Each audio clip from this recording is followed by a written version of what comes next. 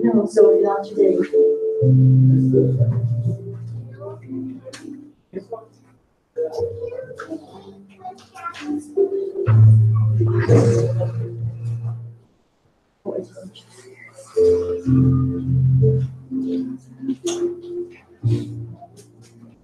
A música só dá um pau ali, né?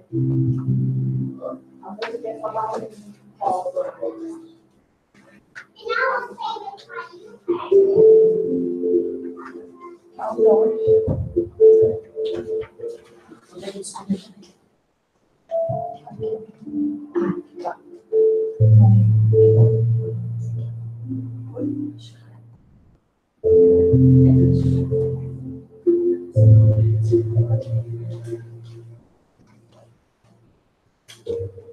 Okay, so let's do an initial prayer.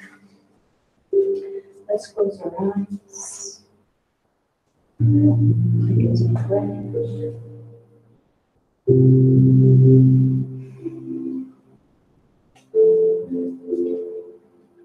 Dear Father, we thank you for one more Sunday that we're here together. We thank you for the opportunity to get together as a community, as friends, as the family that we choose. We thank you that we got here safely and that despite the low temperature, we decided to make today a day of learning, a day to be with our friends. Please, Lord, help keep us in all outside, cold, safe, protected. May we all find a way to stay safe. Jesus, we thank you for the lessons that you brought us, that we are about to study today. We thank you for the gospel that you left, and that we are still trying to learn and understand and live. May we have a very productive. So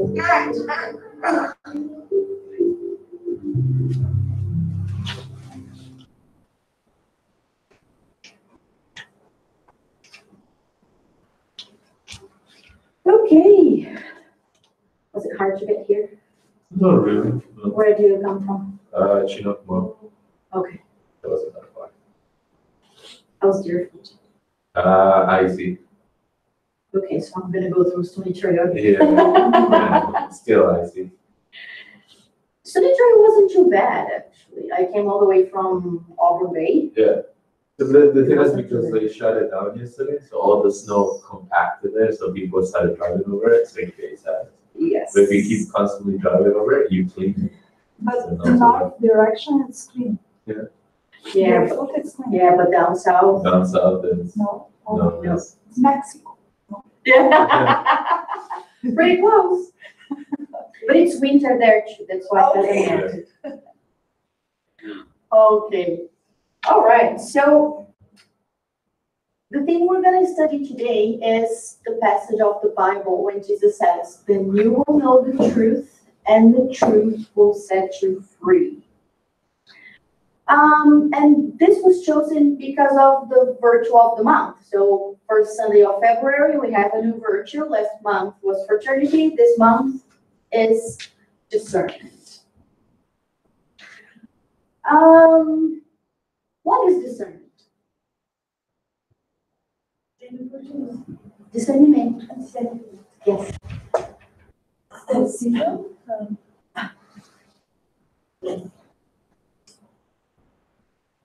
Think about decisions. Hmm. Knowledge. Okay, knowledge is closer, but what kind of knowledge?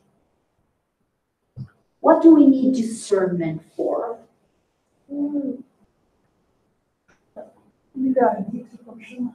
Free will. Yeah. You guys are getting close to what I want.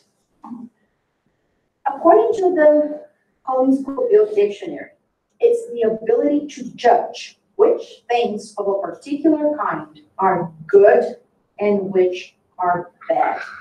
So it's judgment. Discernment is judgment in the sense of understanding what's good and what's bad. Right? Yeah. It's a very simple concept, very simple idea. But as Cynthia was saying, when we talk about free will is, a lot of people confuse free will with preferences. Deciding if I want chocolate or strawberry ice cream is not free will. It's taste. Yeah, it's a taste. It's an option. Sure. But I don't need judgment for that.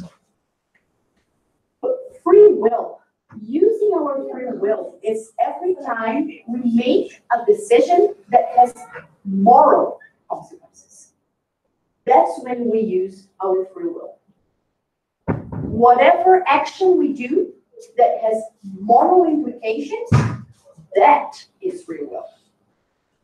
And not just choosing between black and blue.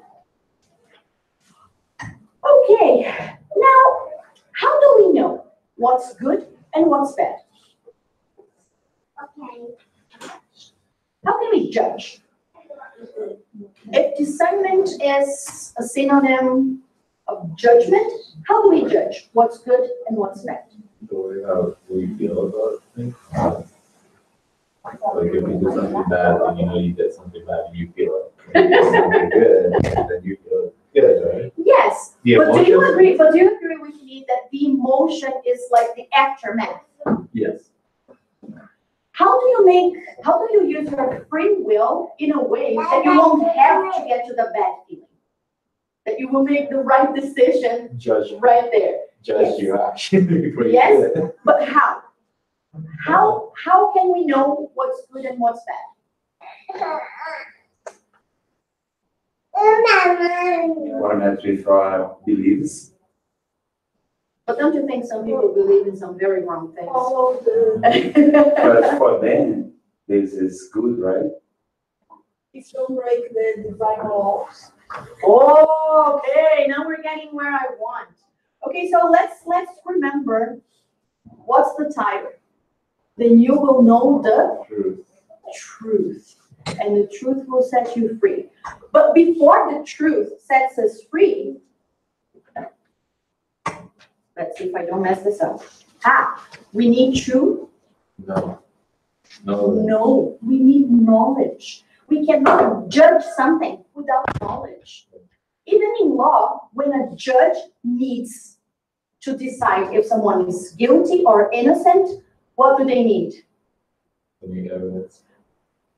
Knowledge, like thousands of pages of evidence of innocence or guilt.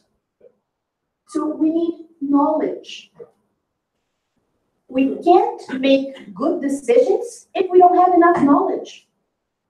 And children are the best example of that. Sometimes they make very, very poor decisions.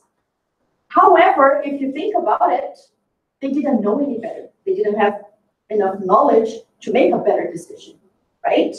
So what we need is actually knowledge. If we have the knowledge, then we are able to go to the feelings, and before we act, then we can think. If I do this, will I feel good? Will I feel bad? But first you need the knowledge. And that one is from John chapter 8, verse 32. Then you will know the truth, and the truth will set you free. What did Jesus mean by that? What truth?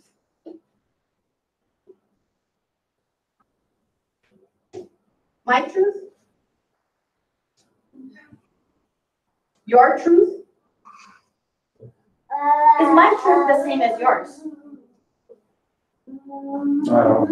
Why? Why are our truths different? Well, because we are different people, we have different beliefs, we have different comprehension of things. What gives us the different comprehension of things, different understanding of things?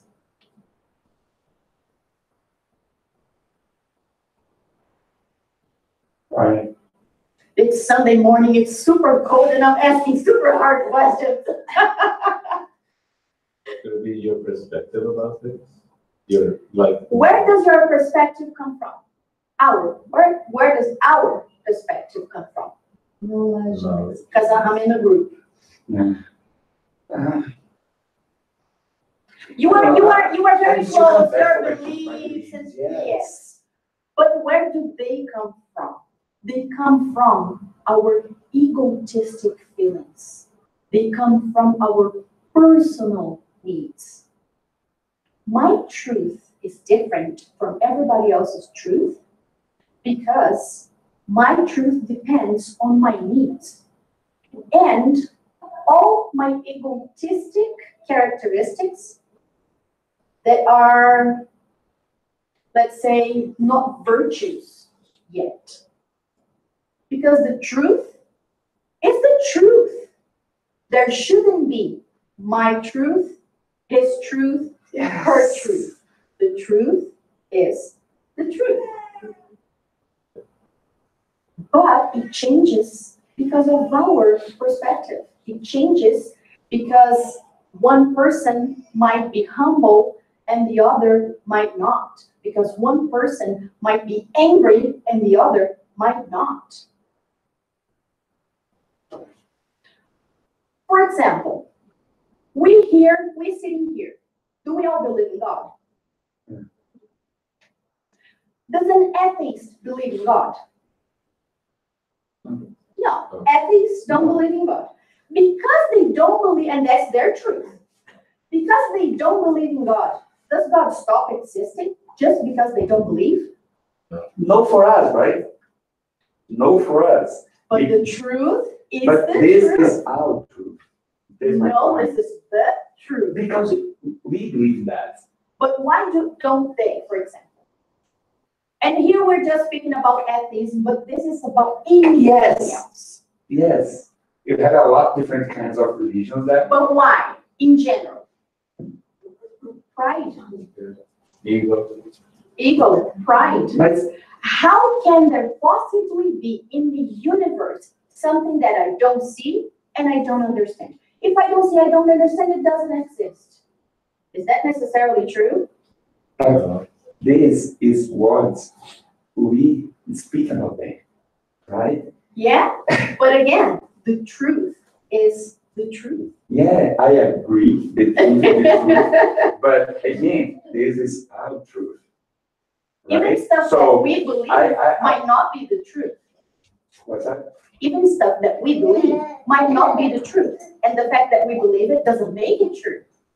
Okay, but this is we saying this is the truth. Yep. For them, it's not the truth. And again, why is it different? Because of our egos. Yeah. Because of our egos. Because of pride. Because of envy. Because of rage. Because of lack of Because they whatever. don't believe this is the truth. Oh, no, I'm not talking about them. I'm talking about us. Okay. All of us. All of us. That's why our truth Yeah, is for different. sure. Yeah. Because of our personal. Oh, yeah. Okay. You know what I mean? That was just an example. What I meant is, because I don't believe something, doesn't mean that it's not true. Yeah. Right? Yeah. And then again, how can we judge? Yeah, we just said it. Knowledge. Right? Yeah. Does it make sense? Is it reasonable? And again, we can't just swallow everything that is given to us. That's why Spiritism is called reasoned faith. Because it's not it is because it is. Does it make sense to you? Is it an acceptable explanation? So it's just not, don't accept everything at face value. You need to know, and you need to be able to discern. That's where our judgment comes in again. So discernment, again, including to choose if it makes sense to me or not. Yeah. And what can we do? What can we do about it? If we understand that our personal truths are completely different because of our egos, how can we get as close as possible to the truth? It's not a switch you turn on and off. It's something that we learn little by little. Should be. What would be the merit in it? We wouldn't be earning anything. So it's not a switch you turn on and off. It's something, again, the comparison with children is absolutely perfect. You can't explain to David what is 24 hours, 7 days a week, 30 days in a month, 365 in a year, and we have leap years, David. Keep that in mind. Because he's not capable of that yet, but he will get there. It's the same with us. We're not necessarily prepared for everything right now. So we gotta go slowly. But how can we get there? How can we step by step get there? What can we do about it? How do you acquire knowledge? How do you get knowledge? Listen, reading. Do you sit and wait for it to come? No. We seek, right? That's why quite a few people need an example, go through different religions, for example, until they find something that really speaks to their hearts. I've been in far different religions until I thought that Spiritism wasn't for me. Just like some people think it's not for them, right? Again, free will. Yeah. Yes, it's free will. That's God's greatest gift to us. So first we seek the knowledge. Then we acquire the knowledge. Then we know. But just knowing is not enough. Because it's just like saving something on a computer that you don't use. It's just there.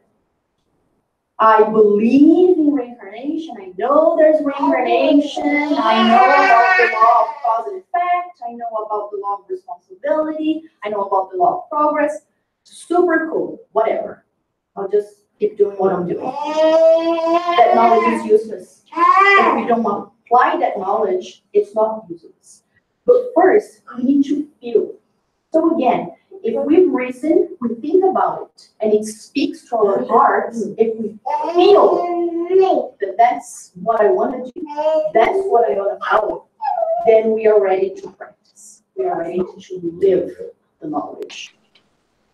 So we seek, we acquire the knowledge, we feel that that's true, and then we practice. Then we live it. And that is the universal truth, which we also call divine laws or natural laws. Right? So this is the truth that Jesus is talking about. He wasn't talking about my truth, your truth, or, this is fair, this is not fair. He's talking about divine laws. That truth will set us free. And again, he says, then you will know the truth, and the truth will set you free. It's not knowing the truth. It's the truth. So if you only know, if we only know, but we don't live it, it's the same as not knowing. Actually, it's worse because our conscience is going to yell at us and say, you shouldn't be doing that, or you should be doing that, right? So this is what he was talking about. So just to put that passage in context, I don't know if you remember, but the 4 Gospels of the Bible, they talk about the story of Jesus's postulate, the 3 years that Jesus did his postulate, that he worked, and that he brought us his lessons. And in this chapter, John chapter 8, because that one was verse 32. And again, it's a story. So before that verse, there's a whole lot of story that happens there. And what happens there is, before he says that, there's the episode of the woman, the sinner woman. Do you know that one? The woman is stone. Yes. So I'm going to read it to you. I have it here. I'm going to read it to you. But Jesus went to the Mount of Olives, Monte das Oliveiras. At dawn, slow down, buddy. It's hard to use a computer that's not yours. There we go. So at dawn, he appeared again in the temple courts, where all the people gathered around him, and he sat down to teach them. The teachers of the law and the Pharisees brought in a woman caught in adultery. They made her stand before the group and said to Jesus, because what the Pharisees and the doctors of the law tried to do at the time was always catch Jesus in a corner and get him to say something that wasn't proper or something that they could accuse him of whatever. So they asked him, and they said to Jesus, "Teacher, this woman was caught in the act of adultery. In the law, Moses commanded us to stone such women. Now, what do you say?" They were using this question as a trap in order to have a basis for accusing him. But Jesus bent down and started to write on the ground with his finger. Then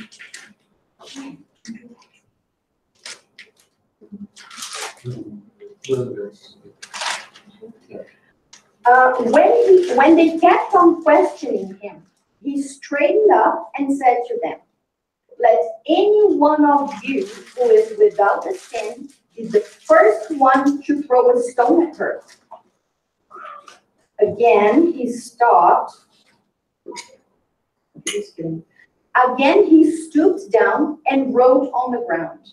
At this, those who heard began to go away, one at a time, the older ones first, until only Jesus was left with the woman still standing there. Jesus straightened up and asked her, "Woman, where are they? Has no one condemned you?" "No one, sir," she said. "Then neither do I condemn you," Jesus declared. "Go now and live your life of sin." So when Jesus spoke again to the people, this is what he said. "I am the light." That was John 1 to 11, and this is John 8, 12. I am the light of the world. Whoever follows me will never walk in darkness, but will have the light of life. Oh, no, sorry. Then, and this is me telling what's on chapter 8, okay? So then the Pharisees said that Jesus couldn't testify on his own behalf because it says, I am the light of the world. And they say, you can't declare yourself. According to the Jewish law, 2 other people had to say it, but you can't say it yourself. You can declare yourself innocent, for example. 2 other people have to declare you innocent. So they said that he couldn't testify on his own behalf. And they challenged who he really was, because he kept saying that he was the Son of God. And they said, like, who are you to say you were the light of the world? And then Jesus went on to talk about the Father and how he was only teaching what the Father had taught him. And what the Father taught him that he came to teach us was the divine laws. He came to teach and exemplify all of them. And then there were more discussions and more stuff, because again, this is 12, until we get to verses 31 and 32. And 31 is, to the Jews who had believed him, Jesus said, if you hold to my teaching, you are really my disciples. Then you will know the truth, and the truth will set you free. So first, he says, if you hold my teaching, you are really my disciples. Meaning, if you follow my example, right? Yeah. Not just repeat what he said, because we love to repeat what Jesus said, but do we do what he did? So that's what he's saying here. If you hold to my teaching, if we act, if we try our best. And then in Matthew chapter 11, verses 28 to 30, he invites us. He says, come to me, all you who are weary and burdened, and I'll give you rest. Em português, vinde a mim, todos que estáis cansados e oprimidos, e eu vos aliviarei. Take my yoke upon you and learn from me, for I am gentle and humble in heart, and you will find rest for your souls. Excuse me. Yes. What is yoke? Oh, we'll get there. For my yoke is easy and my burden is light. I love that you asked that question. I love it. In Portuguese, we say, vinde a mim, todos que estáis cansados e oprimidos, e eu vos aliviarei. Tomai sobre vós o meu jugo e aprendei de mim, que sou manso e humilde de coração, e encontrareis descanso para vossas almas, porque meu jugo é suave e meu fardo é leve. É aquele negócio que você bota no burro, as coisas, para carregar coisa. Exactly. So again, Jesus says something awesome, amazing. But how can we follow something we don't understand? And it's interesting because just in English and in Portuguese, there are similar words. Because in Portuguese, jugo, it's J-U-G-O. It's very similar to the word judge, judgment. Yeah. So when I was younger, I understood that, like, Jesus' judgment was easy. Holy cow, that's not it. And in English, yoke also sounds like, if you don't know the spelling, like egg yolk. Right? And so it doesn't even make sense. In Portuguese, it kind of makes sense, but it's completely wrong. And in English, it doesn't even make sense, but there's another word. So again, how can we follow his teaching? How can we keep to his teaching if we don't even understand what he's saying? So just like Marcondes said, yoke is this piece of wood, which is used to keep. At the time, they didn't have cars or anything. That's how they traveled. So that's used to keep animals. It can be ox, it can be donkeys, it can be whatever animal, horses. It keeps them together and going in the same direction. So here Jesus is saying, he's talking about the pathway, the direction. So he says his direction is easy. And he gave us directions. He gave us the roadmap. But we don't follow it. Okay? So that is what yoke is. It keeps us in the same direction, together and in the same direction. So, and that was his invitation. Come to me, all you who are weary. Can't remember in English, in Portuguese. And burdened, and I will give you rest. Take my yoke upon you, and learn from me, for I am gentle and humble in heart, and you will find rest for yourselves. For my yoke is easy, and my burden is light. So it's an invitation. It says, come to me, and I will give you rest. Now, here's the problem. How can we accept his invitation to come to him? And when he says, all you who are weary and burdened, how do we know if we are weary and burdened?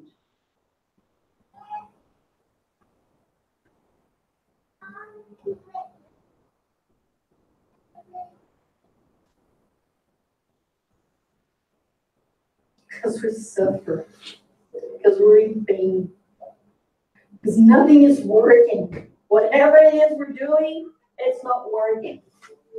So that's when we know we want to accept the invitation, because we want to feel renewed. We're tired of this, right? So in order to accept this invitation, first we need a firm decision towards change. Because again, we seek, we know, we feel, we live. But do we right now feel like we're totally following Jesus' steps? No. So in order for us to do, we need to change some things, right? Is changing easy? Hard work. Yes, it's not difficult either, but it's a lot of hard work, right? Because it takes a lot of practicing. It takes a lot of deciding to do something differently from the way we usually do. We need to have the courage to make continuous, patient, perseverant, and disciplined efforts. Because again, it's not a switch. Today, I'm feeling very, very, very merciful. I'm going to forgive everybody. Tomorrow, I woke up on the wrong side of bed. And don't talk to me. I don't care. That's not how it works. It's constant, continuous, patient, perseverant, disciplined. And again, it's a decision. It's deciding that even though I woke up in the wrong side of the bed, I choose that that's not how my day's going to go. I choose that I'm going to do something different. And for the love of God, I can't teach that to my kids. But I keep trying, continuously, patiently, perseverantly, and with discipline. So this way, we can carry our everyday burden, which with Jesus is light, because his yoke, the direction, is the fulfillment of the law of love, justice, and charity. Remember the three magic questions? Is it loving to me and everybody else? Is it charitable to me and everybody else? Is it fair to me and everybody else? Those three magic questions, sometimes they are a pain because sometimes they tell us things we don't want to hear. When the answer is no, and then we shouldn't do that, we have to change something. Sometimes it's annoying, but it's the way to get there. But how do I achieve that? How do I become his true disciple? How do I become Jesus' true disciple or apprentice. I understand that I need to follow his footsteps, right? Oh, I don't want to sit down. I understand that I need to follow in his footsteps. I understand that I need to keep to his teachings. But how do I get there? How do I get from here to there?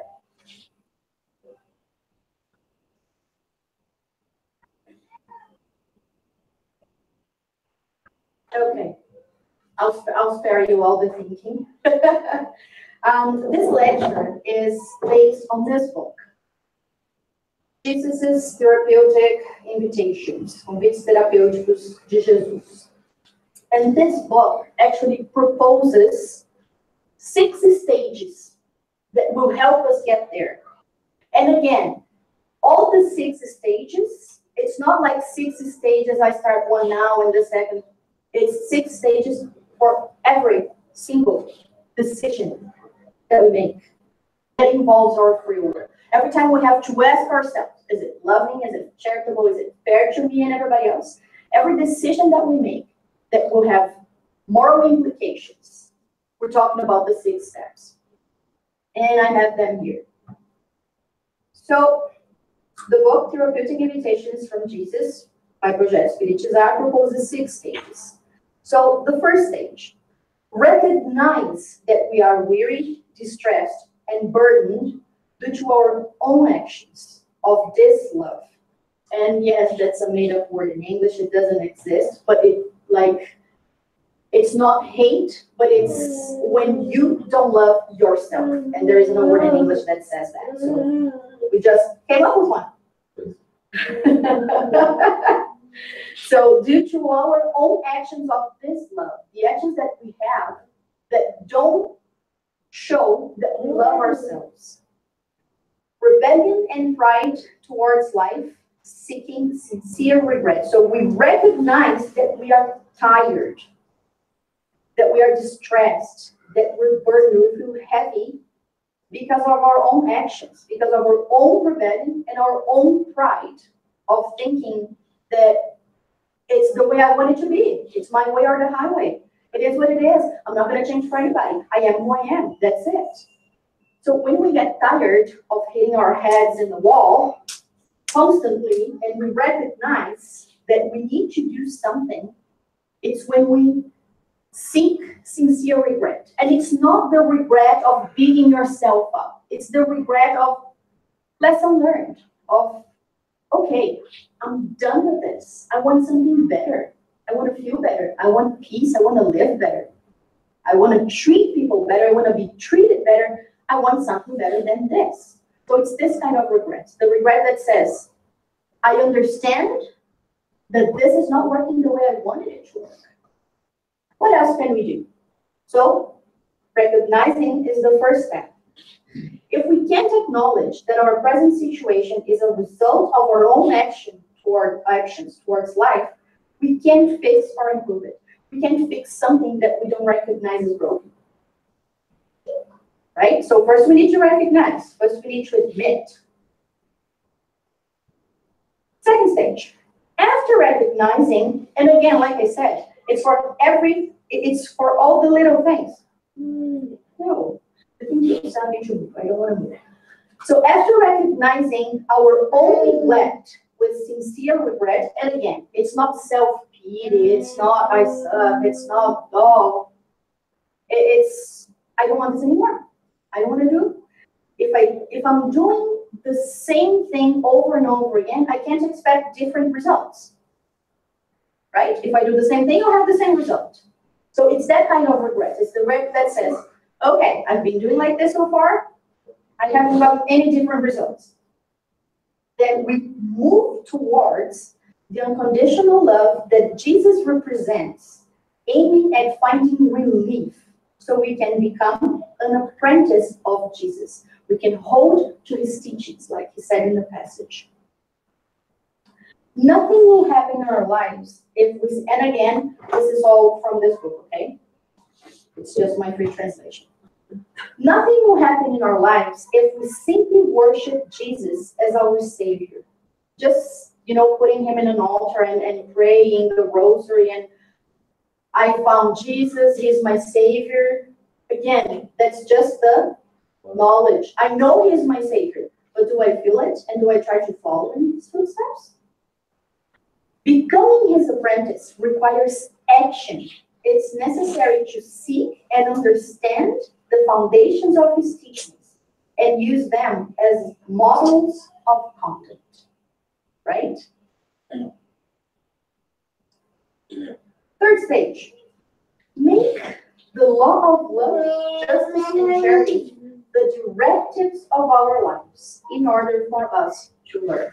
The three magical questions. If we are sincere to ourselves, they don't fail. The problem is that sometimes when we ask, is it love? We say, oh yeah. Deep inside, we know that it's not, but we find a reason why it is. We justify, right? We find an excuse. So if we ask the questions, open to the answers that we're going to get from our conscience, then it's foolproof. When Jesus says, take my yoke, he means follow my lead. Move towards unconditional love, which is the base of the law of love, justice, and charity. Right? Unconditional love. When we don't pick who we love for specific reasons. Again, we are not evolved enough, for example, to love a stranger more than we love our family. We're definitely not there yet.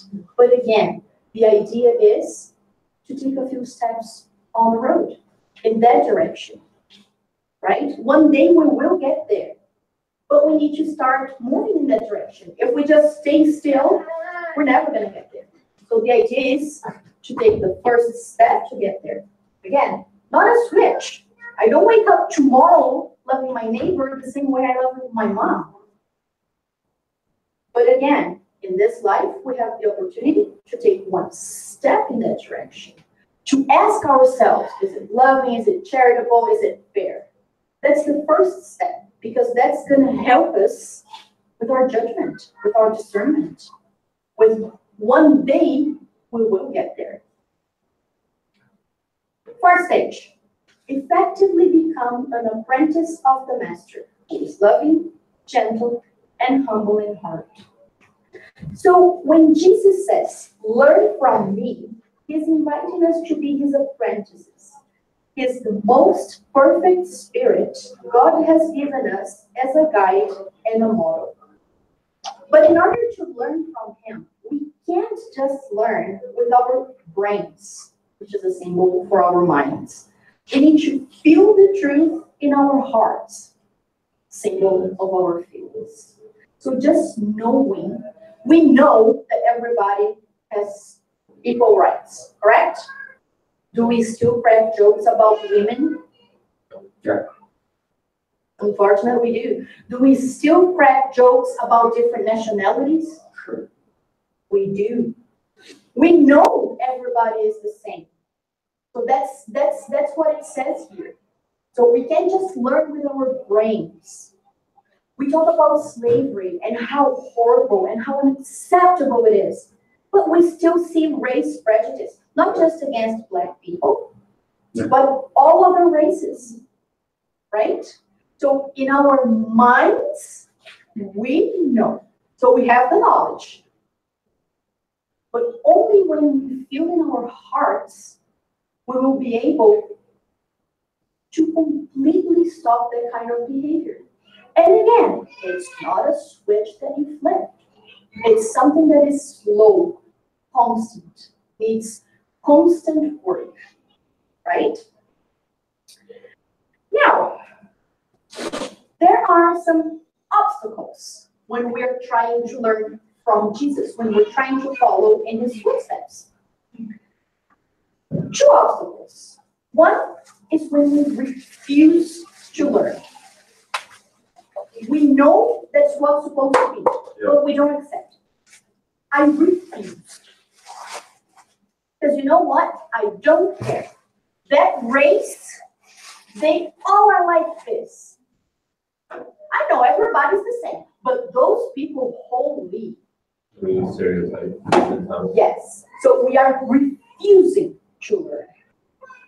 So moved by the rebellion of those who want to remain ignorant. You know, when we say, oh, ignorance is a bliss, is it? That's true. No, it's not. I used to say that. But you know what? The more ignorant we are, the more we suffer. So ignorance is not a bliss at all, because it will lead us to suffering. Because again, you'll keep hitting our heads on the wall. And when we refuse to learn, it just becomes worse and worse, right? Until the point we are so burdened and so distressed and so weary that we decide that something has to change. And demand for perfection. That's another huge obstacle.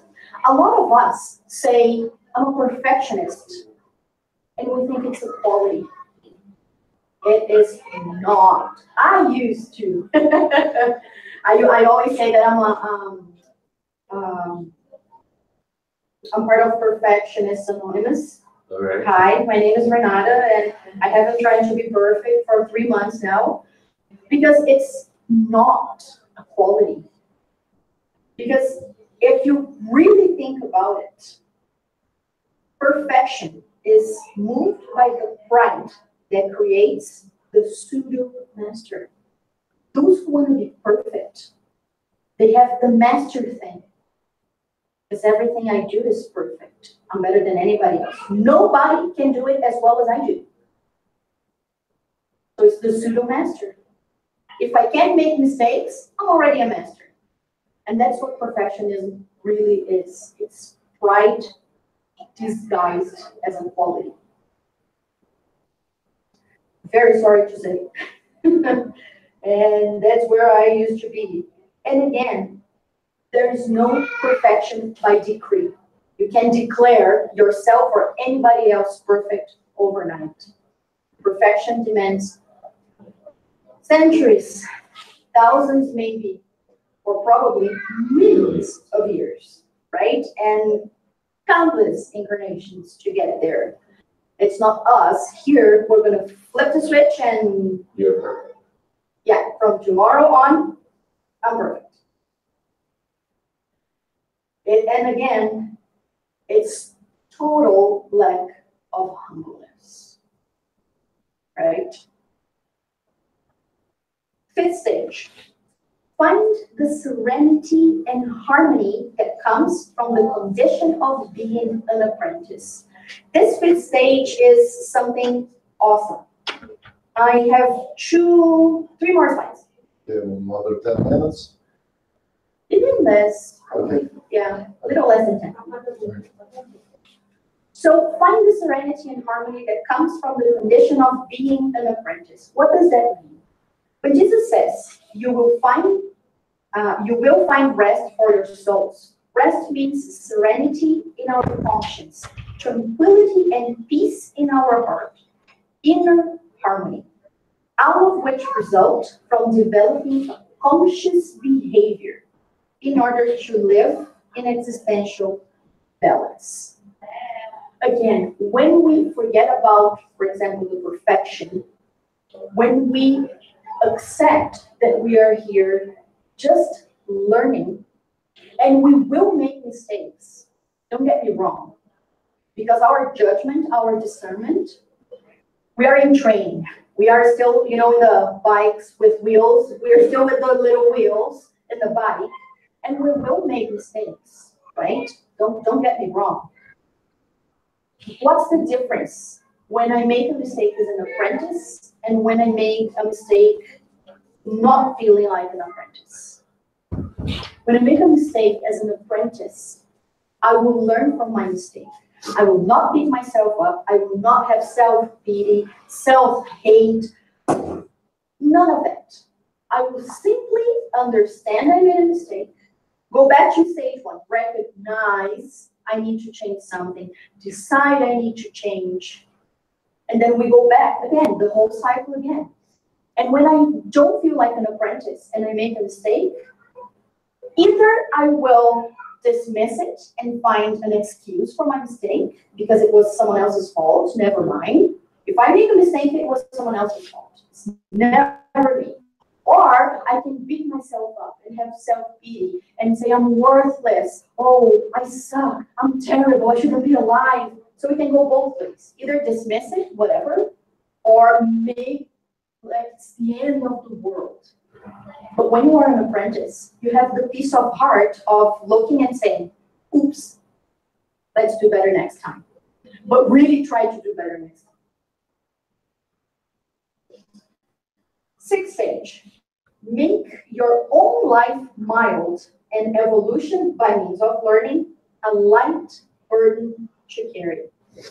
So at this point, as apprentices, there's always a burden to carry. Right? Again, we're so far from perfection. So we'll always have a burden to carry. And our burden are usually problems that we have to be solved. From choices in previous present existence that we made. And by solving them with simplicity, one at a time, the yoke will always be easy and the burden light. And that's what Jesus means. If we keep in the right direction and we take things one step at a time, the yoke will always be easy because we see the direction to follow. And the burden will always be light because we are trying to solve all our problems, all our lives at once or in one existence. We're not trying to flip the switch and, okay, don't have to reincarnate on Earth anymore. Because it's not the point. And that's not going to happen, sorry. And this is why the yoke is easy and the burden is light, right? In question 115, Kardec asks, have some spirits been created good and others bad? No. We all know the beginning of that one. They were created simple, and you can say ignorant, or you can say unaware, right? So we are a blank canvas. We are created as a blank canvas, all of us. Whatever goes on that canvas, our free will, the decisions that we make, our discernment, what direction to take, what road to take, right? So we are created as blank canvases, all of us. God doesn't create some bad and some evil.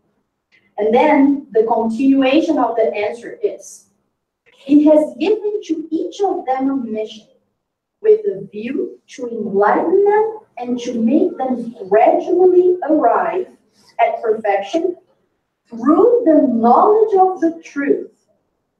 And what's the truth again? The divine laws. Yes, God's laws, divine laws. And thus to bring them near and nearer to Himself. This perfection is for them the condition of eternal and unalloyed happiness. Unalloyed is pure. So that's the idea.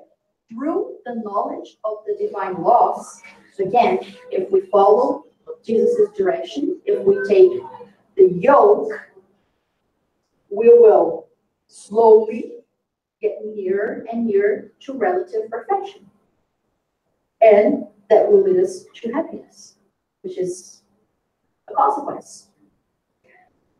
Then I ask you, why aren't we happier than we are right now? Can we be happier than we are? Could we be happier than we are right now? What do you think? The lack of knowledge, like forward. But do you think you could be happier than you are, or you think you are at the top? No, I think I could be happier. And again, that's a totally personal answer. There's no right or wrong, okay? It's totally personal. So as a planet, as humanity, why aren't we happier as humanity?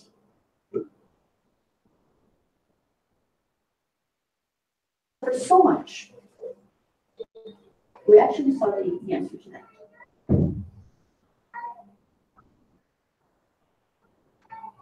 Because of ignorance. Because of our own actions. Law of cause and effect. Every action has a reaction. If we make bad decisions with our free will, if we don't have discernment, we will have to live with the consequences of our actions. So, bad choices, bad consequences. So that's why we as humanity suffer so much, because of our own actions. We bring that upon ourselves, right? Because we are always fighting against the divine laws, right? Our pride says that we know better. We know better. Without the knowledge of the truth, called universal truth, divine laws, natural laws, whatever name you want to give, we lack the tools to discern which decisions are right. So again, in order to make a good choice, we need discernment. But we can't discern if we don't have the knowledge. So we need to know and understand the divine laws, and that will automatically lead us to making good choices, right? But then again, it's not difficult, but it's a lot of hard work, because it's daily working and working and working and working. Any questions, any comments? No? Oh, good. Very easy, simple. Yeah. Simple, yes. Easy, No. no. All right. I'll go check with the kids. Anything? And then after the kids show me closer, we can do the final prayer. Oops.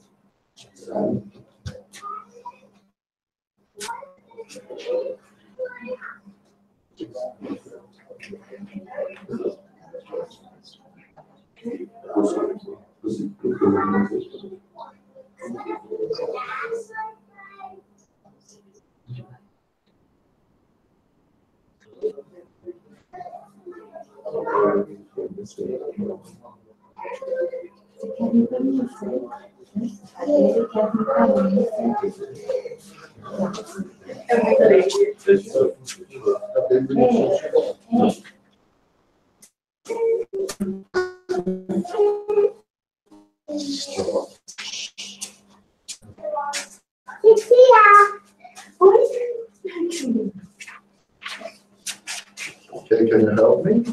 Sure.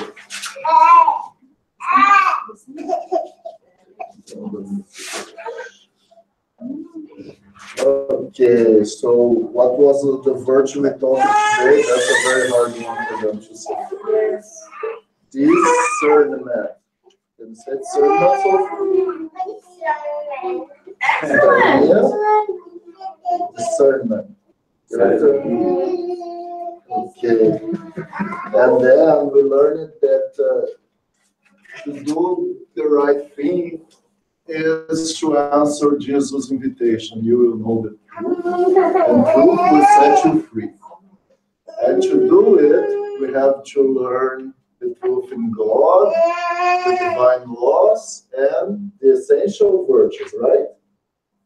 Yes or no? Yes or no, Sophie? Okay, good job, guys. Good discernment for everybody. Yeah, good job, guys. All right. Okay, let's go our final prayer. Okay, come on. Come here.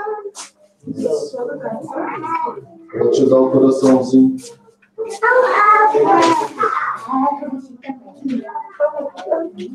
Você também. No,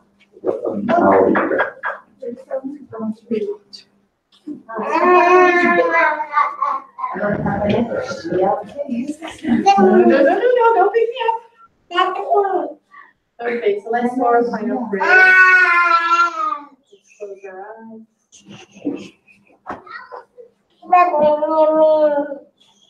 Dear Lord, thank you for one more Sunday here. Thank you for one more opportunity to learn, to be together. Lord, we ask you to enlighten us, to send our love to all the friends who were able to make it here today, and to all the friends who couldn't be here for one reason or another. Thank you to the spiritual mentors of our house for guiding us, for inspiring us. And thank you for the privilege of allowing us to be instruments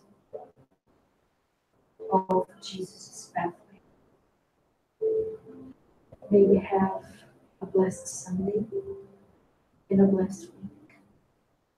So be it.